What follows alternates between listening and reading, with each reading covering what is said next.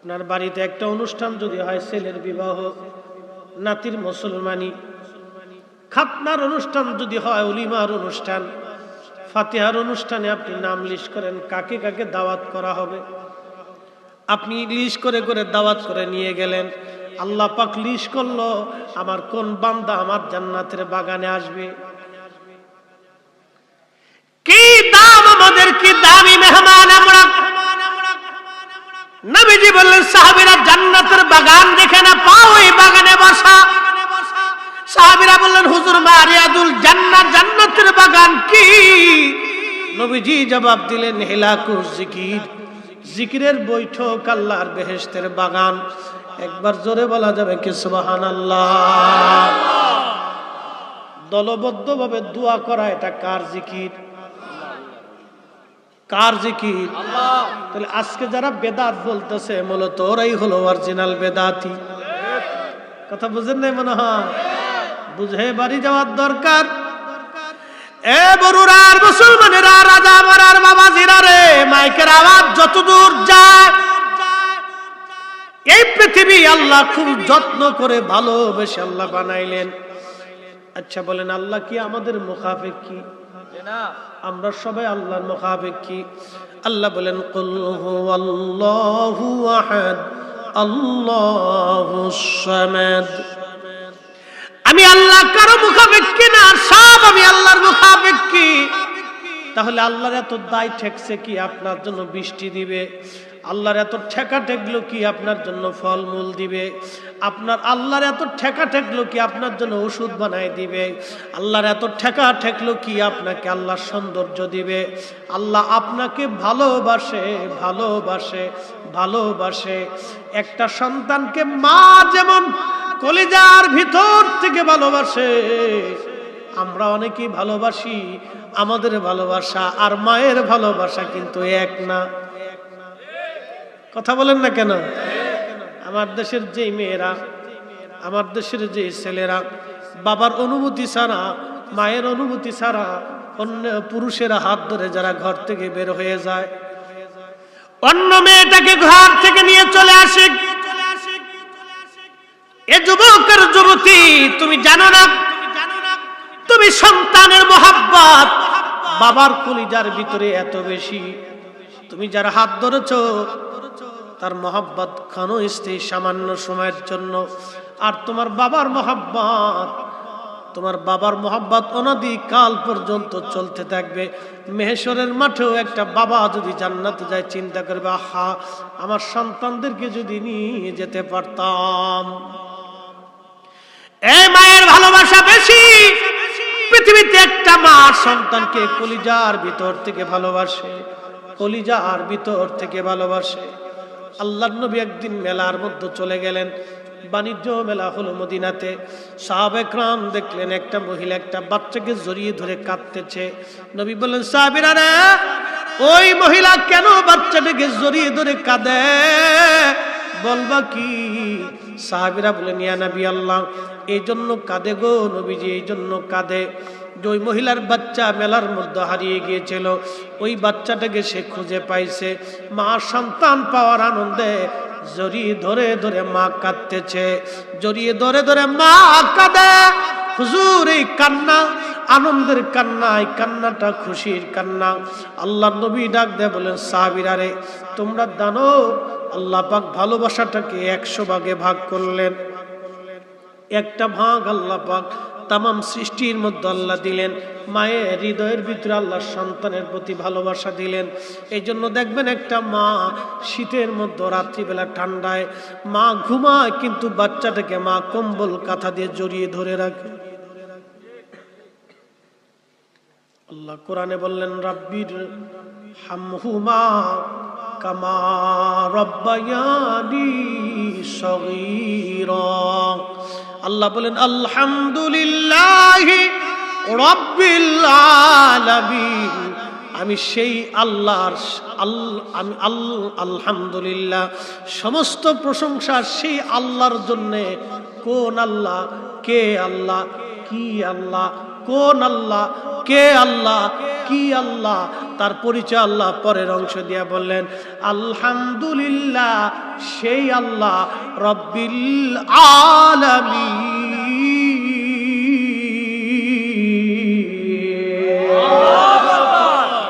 সেই আল্লাহ যে আল্লাহ রব। প্রশ্ন করবেন হুজুর আমাদের দেশে তো আব্দুর রব আছে, আরবিতে বলে রব, বাংলায় বলে লালন পালন করনেওয়ালা। লালন পালন কি? আল্লাহ নিজে রব, আল্লাহর পরে আল্লাহ আরেকজনকে রব বলেছেন, তিনি রব্বির হামহুমা। আমার সাথে বলেন রব্বির হামহুমা কামা রব্বায়ানি সগীরা। তিনি অন্য কেউ না, তিনি আমাদের মা, আমাদের বাবা। কথা বলেন ঠিক কিনা? আপনি ভাবতে পারেন হুজুর আমি আমার মারে খাবার দেই, কাপড় কিনে দেই, ওষুধ কিনে দেই, চিকিৎসা আমি করাই, আর ভাবতেছেন হক আদায় হয়ে গেল। না, হক আদায় হবে না। আল্লাহ মা বাবাকে রব কেন বললেন বুঝেন? আপনি যখন মায়ের কোলের মধ্যে ছোট্ট ছিলেন, মা আপনাকে গাড়ির ভিতরে করে কোলে করে নিয়ে যাচ্ছে আপনার নানুর বাড়িতে। হঠাৎ করে গাড়ির মধ্যে আপনি বাথরুম করে ফেলছেন, সবার মুখের মধ্যে কাপড় চলে গেল, কিন্তু একজনের মুখে কাপড় যায় নাই। তিনি কে? এনার নাম রব। ওনাকে আল্লাহ আল্লাহর পরে রব বলছে, লালন পালন করনে বলা বলছে। সবার মুখের মধ্যে কাপড় চলে গেল, বাচ্চা বাথরুম করে দিছে বন্ধ। সবার মুখে কাপড় গেছে, একজনের মুখে কাপড় গেল না। তিনি মা, তিনি মা। দুইটা ভাব দিয়ে মনে করছেন মায়ের হক মিটাইছি। না না, আল্লাহ বললেন বান্দা তুমি সেইভাবে দোয়া করো যেইভাবে ছোট্টকালে তোমার মা তোমাকে লালন পালন করেছে। তুমি বলো হে আল্লাহ আমার বাবা মাকেও তুমি জান্নাতে ওইভাবে লালন পালন করো। একবার জোরে বলা যাবে কি মারহাবা? এখন যেই ছেলে দোয়া মানে না তো দোয়া করে কখন? কি কথা কন না কে? আমার দেশের এক দল আছে দোয়া মানে না, আছে না ভাই? দোয়া মানে না, তার মানে যে দোয়া মানে না এটাই হলো অরিজিনাল শব্দ, বেশি ভণ্ড। ঠিক না বেশি? আমরা ভণ্ড না ওরা ভণ্ড? ওরা ভণ্ড। এটা হলো শব্দ বেশি ভণ্ড, টুপিওয়ালা ভণ্ড, বিরাট বড় দাঁড়িয়েছে, আপনাকে বুঝতে দিবে না। না খালি খবিস থেকে আপনাকে বুঝতে দিবে না যে আপনার ঈমান শেষ করে দিতেছে, আপনাকে বুঝতেই দিবে না। চেহারা দেখলে মনেই হবে না যে আন্তর্জাতিক ভণ্ড। যারা কোরআনের অপব্যাখ্যা করে, হাদিসের অপব্যাখ্যা করে, ওরাই হলো অরিজিনাল ভণ্ডা।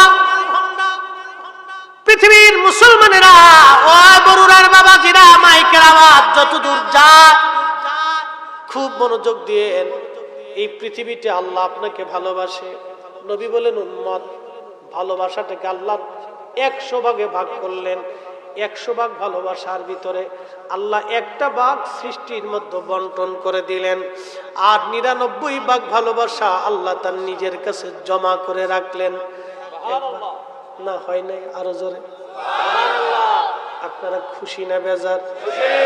খুশি। কিন্তু আল্লাহর ভালোবাসা পাইতে হলে কি করা লাগবে? আল্লাহ একটা সূত্র দিয়ে দিছে। আমরা সুন্নিরা বারবার বলি, অনেকে বুঝে না, বলে না সব বেদাতি বেদাতি বেদাতি বেদাতি। কুল ইন কুনতুম তুহিব্বুনাল্লাহা ফাত্তাবিউনি। আল্লাহু আকবার।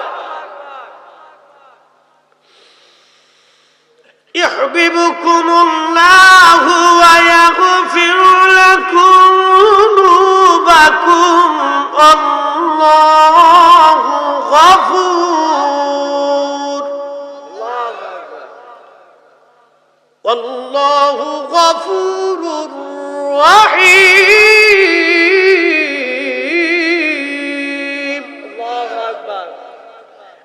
বললেন, হাবিব আপনার উম্মত আমার বান্দাদেরকে জানান, আমি আল্লাহর কাছে 99টা ভালোবাসা জমা রাখছি। কত ভাগ? 99 ভাগ ভালোবাসা আমি আল্লাহর কাছে জমা রাখছি।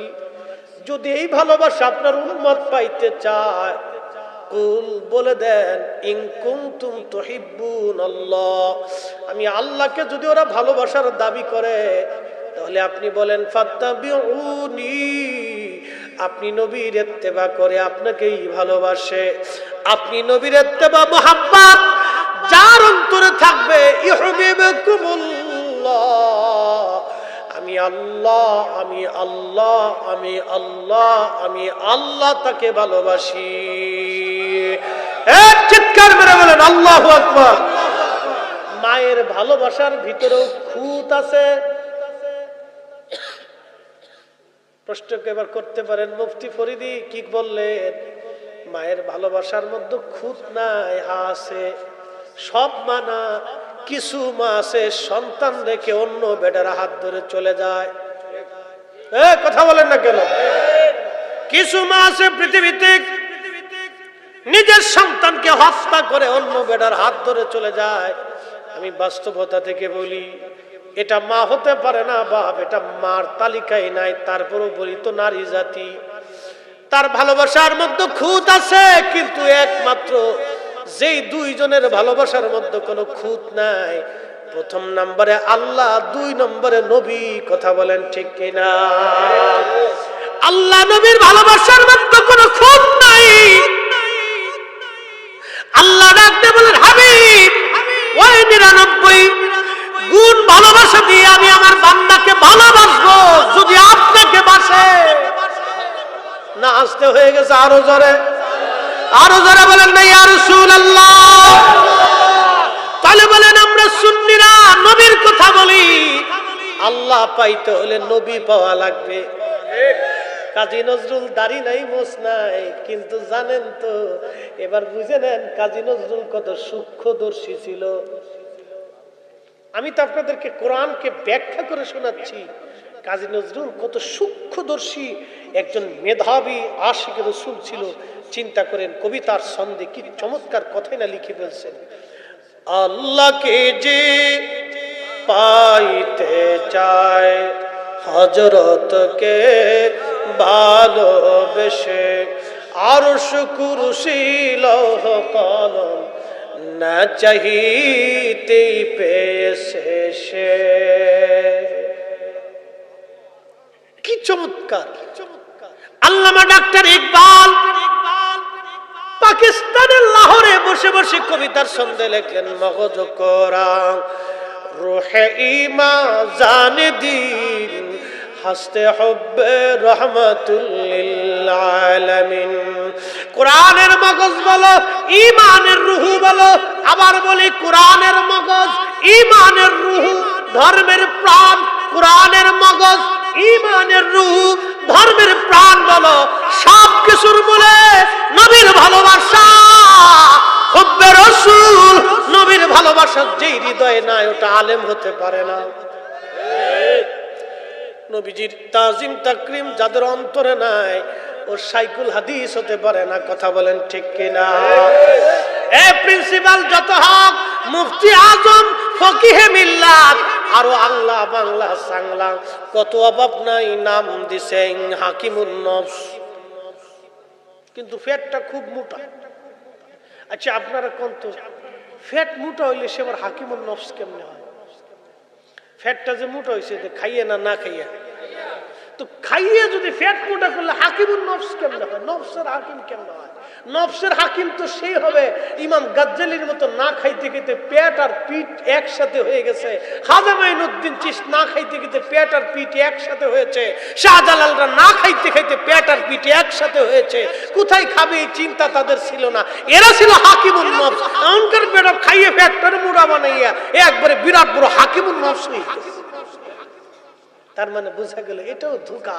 কথা বলেন ঠিক কিনা? এগুলিও ধোঁকা। ও মুসলমান, খুবই মনোযোগ। কষ্ট হচ্ছে আপনাদের? 10-20 মিনিট চাইছিলাম, হয়ে গেছে কিন্তু। আর 15 মিনিট দিবেন আপনারা আমাকে? আচ্ছা ইনশাআল্লাহ। নারে তাকবীর। না এই অনুমতি নিয়ে নিতেছি, কারণ আপনাদের কষ্ট হবে, আবার বেশি রাত করে আপনাদের কষ্ট হবে তাও না, খুব ইম্পর্টেন্ট। আমি যা বলি এটা খুব অল্প সময় অনেক কথা বলার চেষ্টা করি, মানে অল্প সময় আমি অনেক কিছু বোঝানোর চেষ্টা করি, কারণ এত হাতে তো সময় নাই বাপ, এত হাতে সময় নেই, এত টাইম নষ্ট করার টাইম হাতে নেই। উম্মত অনেক এখন তো দিক বিদিক বিক্ষুণ্ণ হয়ে গেছে, অনেকে রাস্তা মানে মাঝে আফসোস করে বলে হুজুর কোথায় যাব, কার কাছ থেকে সঠিক কথা বলবো? একটা কথা আল্লাহ কোরআনে বলে দিয়েছেন, ইহদিনাস সিরাতাল মুস্তাকিম সিরাতাল্লাযিনা আনআমতা আলাইহিম, চালাও সে পথে যে পথে তোমার ওলিরা গেছেন ঘুমিয়ে, যে পথে তোমার প্রিয়জন গেছেন চলি।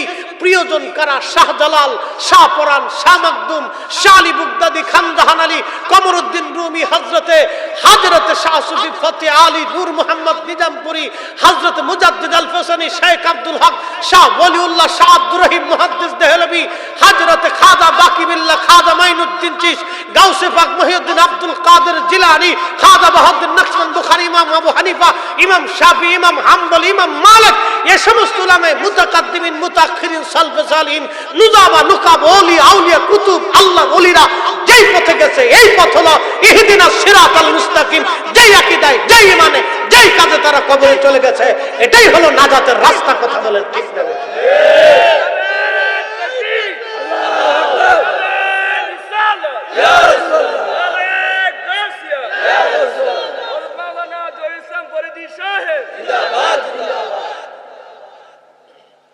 প্রিয় মুসলমান,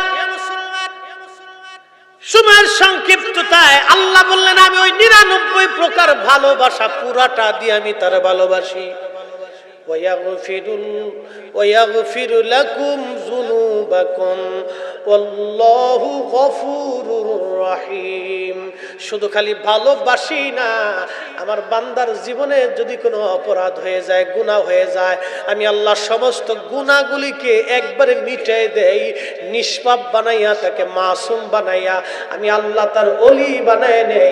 একবার আওয়াজ তুলে বলা যাবে কি ইয়া রাসূলুল্লাহ? তাহলে আল্লাহ পাইতে হলে নবী, কথা বলেন, আল্লাহ পাইতে হলে নবী পাইতে হবে, নবী ছাড়া আল্লাহ পাওয়া যায় না, ঠিক কি না?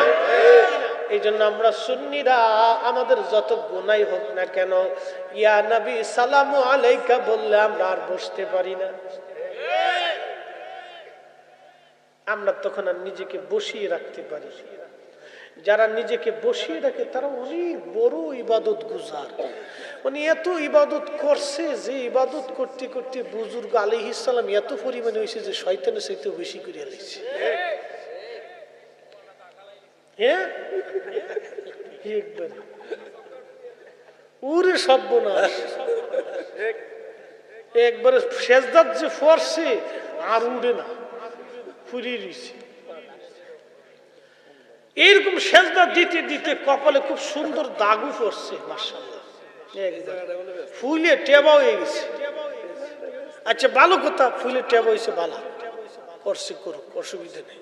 কিন্তু আমার প্রশ্ন হলো, এই ফাগরি সাগরি বান্দা নামাজ কালাম পড়ার পরে এরপরে এসে আল্লাহ রসুলের সাথে বিয়াদবি করে, হাই হাই হাই, কেমনে বুঝাবেন বলেন তো? আজকের আমাদের চেয়ারম্যান মহোদয় যদি চিন্তা করেন, কালকে রাজা মারায় 50 মণ দুধ সবাই ফিরিয়ে দিব, তো দুধ খাওয়ার জন্য নেওয়ার জন্য সবাই ঘটি কম্বল লাঠি লোডা মোডা বদনা বালতি যা আছে নিয়ে এসেছে। বাঙালি ফিরি পাইলি তো আলকাতরাও সাইডে দেখে যে এটা ঠিক আছে কিনা দেখি। তো চেয়ারম্যান সাহেব ওই আপনার 50 মণ দুধের লগে এক পেয়ালা গরুর মুতও ছেড়ে দিছে। গরুর প্রস্রাব সারার পরে আচ্ছা বলেন 50 মণ দুধ কেউ কি নেবে? না। এক পেয়ালা গরুর প্রস্রাব 50 মণ দুধকে হারাম করে দিল, কিন্তু 50 মণ দুধে এক পেয়ালা গরুর মুতকে হালাল করতে পারে না। তার অর্থটা বুঝে যাবেন। 50 বছর ইবাদত হবে, তাহাজ্জুদ হবে, জিকির হবে, ফিকির হবে, নামাজ হবে, রোজা হবে, কালেমা হবে, দান হবে, সদকা হবে, আপনার জীবনে বহু ইবাদত হবে। আপনি মাকামে ইব্রাহিমে বসে বসে কানবেন, আল্লাহর ঘরে গিলাপ ধরে কাবা শরীফের পাথরের ঘরটা ধরে সুন্দর করে কেঁদে কেঁদে চুমাকে আল্লাহর কাছে বারবার বারবার ক্ষমা চাবেন, দোয়া চাবেন। খোদার কসম করে বলি, 50 মণ দুধের ভিতরে 1 পেয়ালা গরুর মুত প্রসাব ছেড়ে দিলে যা হয়, 50 বছর ইবাদত করে নবীর সাথে বেয়াদবি করলে তাই হয়। এখন আপনি যদি না বুঝেন তাহলে আপনার বুঝের দোষ, আমার বুঝানোর দোষ না। আপনি যদি না বুঝেন তাহলে আপনার বুঝের দোষ। আমি আপনাকে বুঝাইতে পারিনি, অর্থাৎ আপনি বুঝেন না। তো আপনি বুঝেন না তো আমি করব।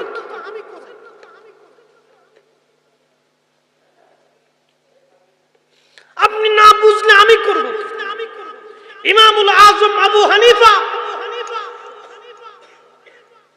100 বার আল্লাহ তাকে স্বপ্ন দেখাইছে। কতবার? তাহলে আল্লাহ তারে ভালোবাসে না নাকি বলে? এই লোকটা মদিনায় যাওয়ার পরে 7 দিন পরে ইমাম মালিক রে বললেন, মালিক আমাকে বিদায় দাও, মদিনার থেকে চলে যাও। ইমাম মালিক বলতেছে, হুজুর বলেন কি, আপনার মতো এত বড় ইমাম মদিনায় 7 দিন মাত্র থেকে চলে যাবেন? মদিনায় কত মানুষ এসে সারা জীবন মদিনা কাটাইতে চায়, আর আপনি চলে যেতে চান? ইমাম আজম আবু হানিফা ডেকে বলে, ইমাম মালিক রে, আমি তো একজন মানুষ, কি করে আমি মদিনাতে থাকবো বলো তো? আমি তো মারা যাব। বলে, হুজুর কি হয়েছে আপনার? বলে, ইমাম মালিক রে, যে রোগে তোমারে ধরছে ওই রোগেও আমারে ধরছে। ইমাম মালিক 80 বছর মদিনায় জুতা স্যান্ডেল পরে নাই, 80 বছর ধরে মদিনাতে জুতা স্যান্ডেল পায় দেয় নাই, পায়খানা প্রসাব মদিনার হাউদের মধ্যে করে নাই। একবার জোরে বলা যাবে কি মারহাবা? ইমাম মালিক ডেকে বলল, হুজুর কি বলেন আপনি? বলে, ইমাম মালিক রে, আজকে 7 দিন হলো আমি ইমাম আজম আবু হানিফা 7 দিন ধরে আমি পায়খানা প্রসাব করি না। বলো ইমাম মালিক, যে মদিনার মাটির মধ্যে নবী ঘুমায়, ওই মদিনার মাটির মধ্যে আমি কি করে পায়খানা প্রসাব করি? চিৎকার মেরে বলা যাবে কি ইয়া রাসূলুল্লাহ? আমি এই মোহাব্বত আপনাকে কি করে বোঝাবো বলেন তো? আমি রসুলের প্রতি তাজিম আপনাকে কি করে বোঝাবো? কোন দলিল দিয়ে বোঝাবো বলেন তো? অথচ পৃথিবীর 4 আলেমের 2 আলেম, পৃথিবীর 4 ইমামের 2 ইমাম। ইমাম মালিক রে ভালোবাসার কারণে নবীজি 100 বার স্বপ্নে দেখি কথা বলেছিলেন, আর ইমাম আবু হানিফাকে আল্লাহ ভালোবেসে তার সাথে 100 বার স্বপ্নে কথা বলেছিলেন। আমি কি করে আপনাকে বুঝাবো বলেন তো? বলে, হুজুর তাহলে খান কি? ইমাম আবু হানিফা বললেন, ইমাম মালিক 7 দিনে মাত্র 7টা খেজুর খেয়ে আমি বেঁচে আছি। 7 দিনে মাত্র 7টা খেজুর খেয়ে আমি বেঁচে আছি।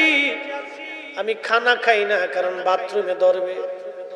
বাথরুমে ধরলে কোন মাটির মধ্যে আমি বাথরুম করব, যে মাটির ভিতরে আমার নবী ঘুমিয়ে আছে। ইমাম মালিক রে, পানি আমি পান করি না, হাতের মধ্যে পানি ঢেলে এই হাতের মধ্যে জিহ্বা দিয়ে চেটে আমি কোন রকম কলিজা ঠান্ডা করি, কলিজা আমি ঠান্ডা করি। কারণ রে, যদি পানি পান করি বেশি করে তো প্রস্রাবে আমাকে ধরবে। আমি এই মদিনার মাটির মধ্যে কম জায়গা প্রস্রাব করব, যেই মাটির মধ্যে আমার নবী ঘুমাইয়া গেছে।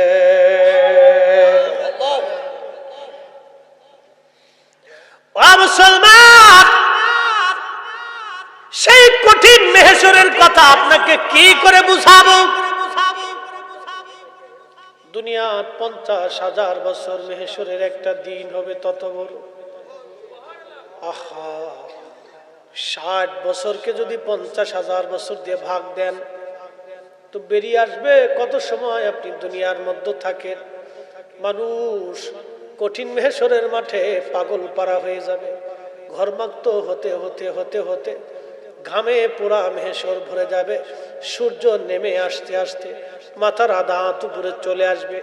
অনেকের মগজ গলে যাবে, অনেকের জিহ্বা বের হয়ে নাভি পর্যন্ত ঝুলে যাবে। কি কঠিন বিভৎস সেই দিন! হাজার হাজার বছর পার হয়, আমার আল্লাহ কাহ্হার হয়ে বসে আছে, রাগান্বিত হয়ে আছে। সৃষ্টির প্রতি আল্লাহ রাগ। আল্লাহ বললেন আর রহমানির রহিম, আমি রহমান, আমি রহিম, আমি দয়াল, আমি দয়ালু। এরপরে আল্লাহ বলেন মালিকি ইয়াউমিদ্দিন, আমি বিচার দিনের মালিক, বিচার দিনের মালিক। আল্লাহ ওই কঠিন মেহশরের মাঠে আল্লাহর রাগান্বিত কাহ্হারিয়াত দেখে সমস্ত ফেরেশতারা সিজদার মধ্যে পড়ে থরথর করে কাঁপতে থাকবে। জিন জাতিরা কাঁপতে থাকবে, মানব জাতি কাঁপতে থাকবে। কঠিন ওই মেহশরে সব মানুষগুলি পাগল পারা হয়ে দৌড়াইয়া হযরত আদম সফিউল্লাহর কাছে যায় বলবে, বাবা আদম গো, আপনি আমাদের আদি পিতা ছিলেন, আল্লাহ আদর করে আপনাকে সৃষ্টি করেছিলেন, জান্নাতে আল্লাহ রেখেছিলেন, আপনি একটু আল্লাহর দরবারে যে আল্লাহকে কাহ্হারিয়াত থেকে নরম বানায় দেন। আদম নবী বলবে, আমার সন্তানরা আমার কাছে আইসো না, চলে যাও, আমি খুব পেরেশানির মধ্যে আছি, যাও তোমরা আমার থেকে অন্য কোন নবীর কাছে যাও। নূহ আলাইহিস সালামের কাছে যাবে, নূহ নবী একই কথা বলে দিবে, যাও আজকে আমার দরবারে কোনো কাজ হবে না। ইব্রাহিমের কাছে সে বলবে, খলিল, আল্লাহ আপনাকে আদর করে খলিলুল্লাহ বানাইছে, আপনি একটু আল্লাহর দরবারে যান, আপনি তো আল্লাহর বন্ধু। ইব্রাহিম আলাইহিস সালাম সাহস করবে না, না না তোমরা অন্য কোনো পয়গম্বরের কাছে যাও, আমি খুব পেরেশানির মধ্যে আছি। তার মানে গুনার জন্য না, কিন্তু আল্লাহর কাহ্হারিয়াত দেখে নবীরা পর্যন্ত হাঁটু গেড়ে বসে যাবে, অর্থাৎ চিন্তা করবে কেমনে আল্লাহকে রাজি করা যায়, কেমনে আল্লাহকে নরম করা যায়। সৃষ্টির প্রতি আল্লাহ বেজার হয়ে যাবে ওই দিন। কঠিন কাহ্হারিয়াত কে নরম করবে আল্লাহকে? সব মানুষেরা দৌড়াইয়া মুসা কালিমুল্লাহর কাছে যাবে, মুসা তুমি তো কালিমুল্লাহ, আল্লাহর দরবারে যাও, আল্লাহর সাথে কথা বলো। কালিমুল্লাহ বলবে, না গো, আজকে আমার পক্ষে জোরে বলা যাবে কি ইয়া রাসূলুল্লাহ, শ্রেষ্ঠ নবী দিলাম রে তরিয়ে নিতে রোজ হাসরে।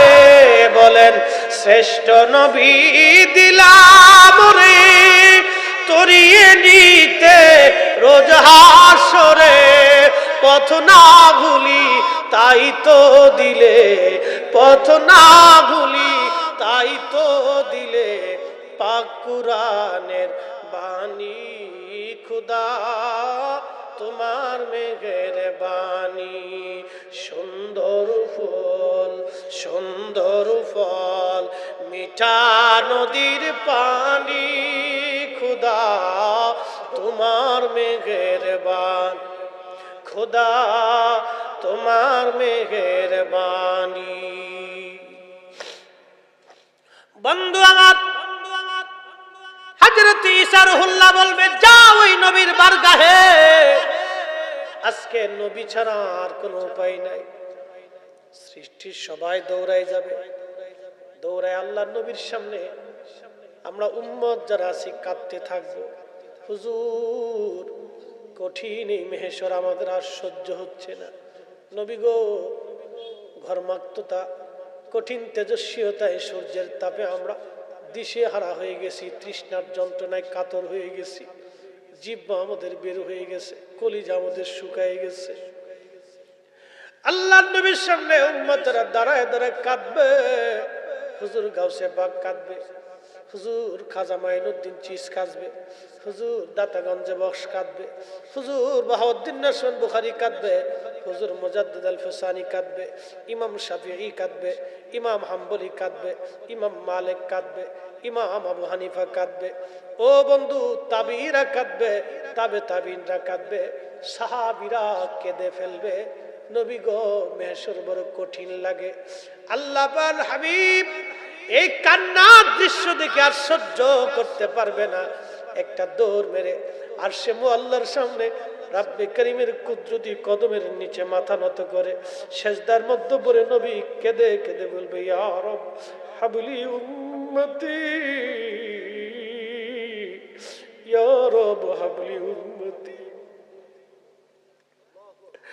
আল্লাহ আমার উম্মতের হবে কি? আমার উম্মত গুনাহগার, আমার উম্মত গুনাহগার। ইয়া রব হাবলি উম্মতি, আমার উম্মত বড় গুনাহগার আল্লাহ, আমার উম্মত বড় গুনাহগার আল্লাহ। আল্লাহ ডাক দিবে, হাবিব মাথা উঠান, আজকে আর কাঁদবেন না গো নবী, আপনি মাথা উঠাই দেন। হুজুর আমি কোরআনে বলেছি, আসা আইয়া বাসাকা রব্বুকা মাকামান মাহমুদা।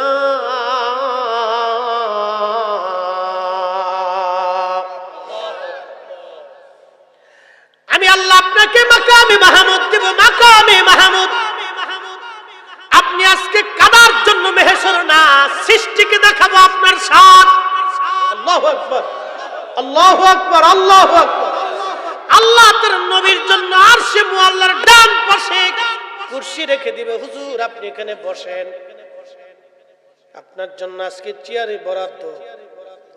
আহা, মেহেশরের মাঠে সব যখন সেজদার মধ্যে মাথা নত করে কাঁদতে থাকবে, সেই দিনে নবী আল্লাহর ডান পাশে বসবে।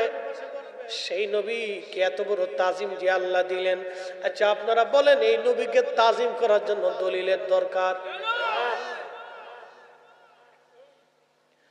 এই নবীকে তাজিম করার জন্য সুন্নিদের দলিল লাগে না, কথা বলেন ঠিক কিনা? যাদের দলিল লাগে তাদের ব্যাপারে আল্লাহ বলছেন, ওয়ালিল্লাহিল ইজ্জাতু ওয়ালিরাসূলিহি ওয়ালিল মুমিনিনা ওয়ালাকিন্নাল মুনাফিকিনা লা ইয়ালামুন।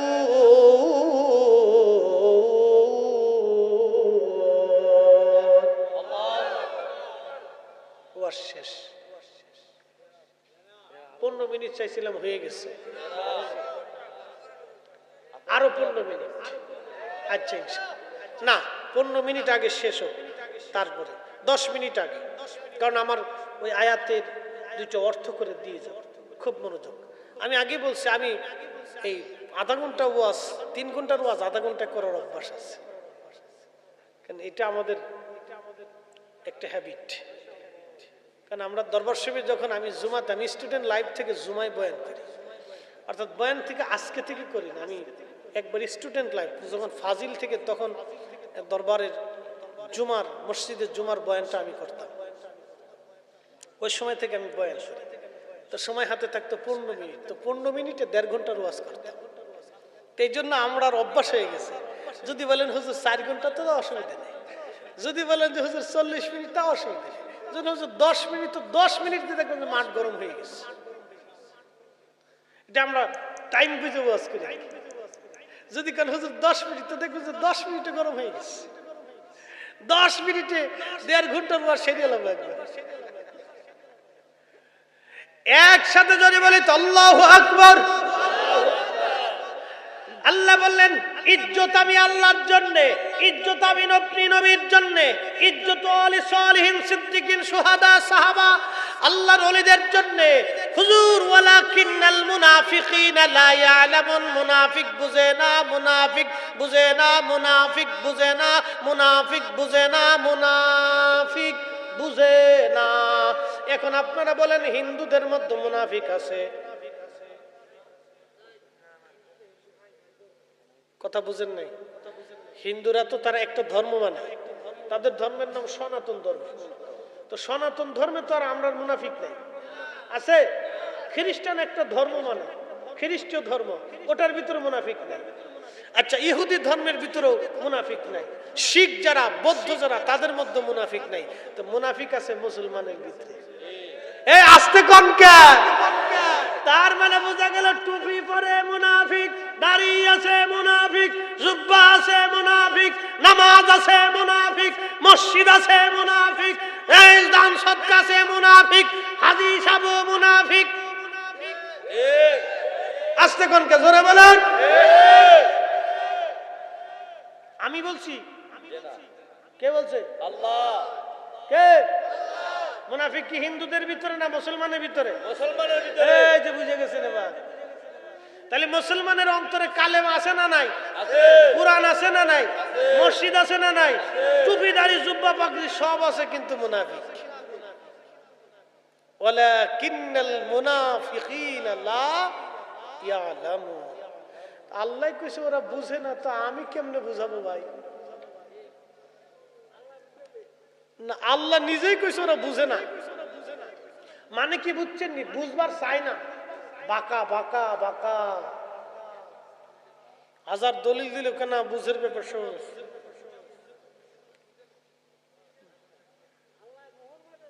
এই যে জায়গা মতো পেয়ে লিখছে। এ বাজান মুসলমান, আহা, পৃথিবী একদিন শেষ হয়ে যাবে। একদিন মাটির ভিতরে হবে ঘরে, মন আমার কেন বাঁধো দালান ঘর, মন আমার কেন বাঁধো দালান ঘর। আমার ওয়াজ শেষ বন্ধু। পৃথিবী থেকে আমরা চলে যাব এই বরুড়ার রাজামারার গোরস্থান। এখানে তো গোরস্থান। এই গোরস্থানে কত মানুষ ঘুমিয়ে আছে। আমার কাছে বড় ভালো লাগলো, চেয়ারম্যান সাহেব জীবনে ইচ্ছা করেছেন তিনি একটা মসজিদ, আল্লাহর ঘরের জন্য উনি একটা ফাউন্ডেশন তৈরি করে ওনার সম্পদগুলি এখানে দিয়ে যাবে। আহা, জীবনের একটা চমৎকার একটা নিয়ত।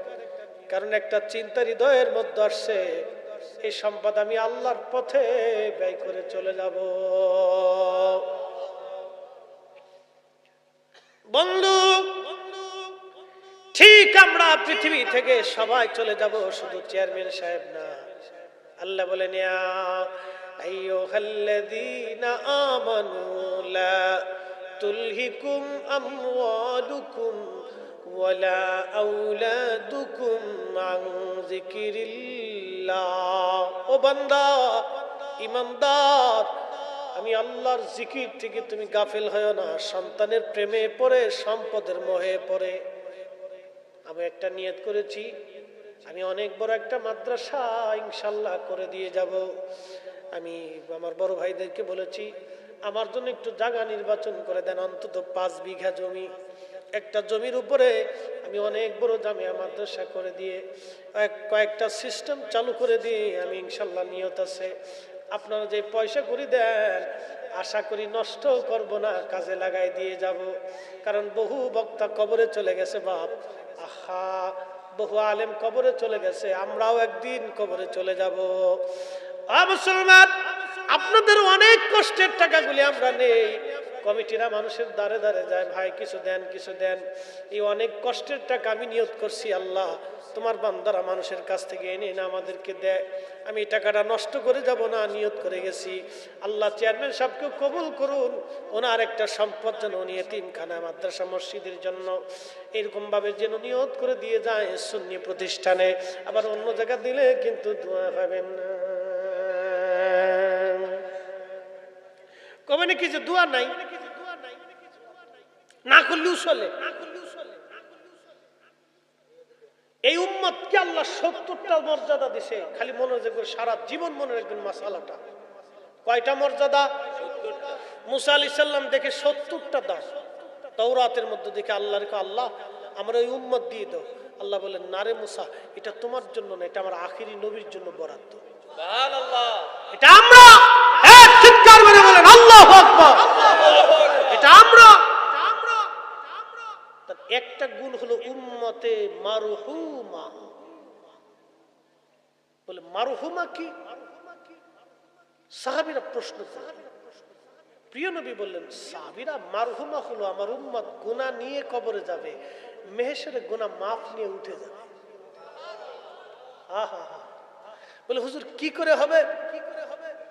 নবী বললেন, উম্মত মারা যাওয়ার পরে তার ভাই, তার বোন, তার মা, তার সন্তান, তার আত্মীয়, তার স্বজন, তার মহব্বতের মানুষ এবং তার প্রতিবেশী, গ্রামবাসী, দেশবাসী তার জন্য দোয়া করবে।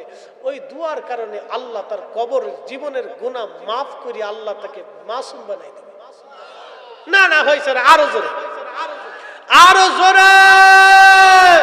তাহলে উম্মতে মারহুমা হতে হলে কি দোয়া চলবে না বন্ধ হবে? চলবে না বন্ধ হবে। তার মানে বোঝা গেল যারা আমাদেরকে দোয়া থেকে সরাইতে চায় ওরা হলো অরিজিনাল ভণ্ড। কথা বলেন ঠিক না বেঠে? হ্যাঁ বুঝে করে বলেন ঠিক কিনা?